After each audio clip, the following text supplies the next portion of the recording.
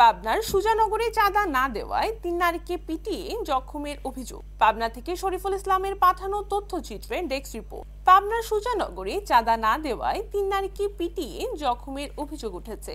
শনিবার রাত ১১টায় সুজানগর উপজেলার হাটখালী ইউনিয়নের শোলাকুড়া গ্রামে এই ঘটনা ঘটে।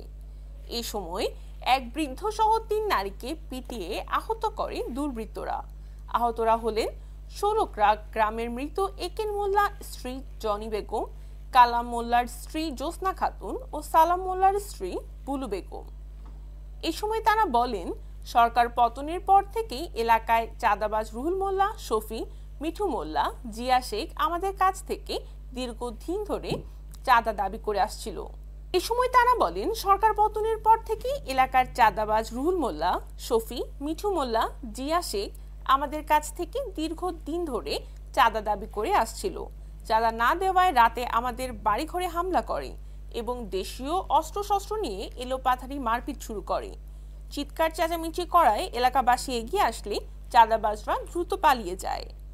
এলাকাবাসী আহত ৩ জনকে উদ্ধার করে পাবনা জেনারেল হাসপাতালে ভর্তি করে। এদিকে কামালপুর ফাঁড়ির ইনচার্জ মোস্তফা জামান সত্যতা নিশ্চিত করে বলেন, ঘটনাস্থলে পুলিশ পাঠিয়েছি।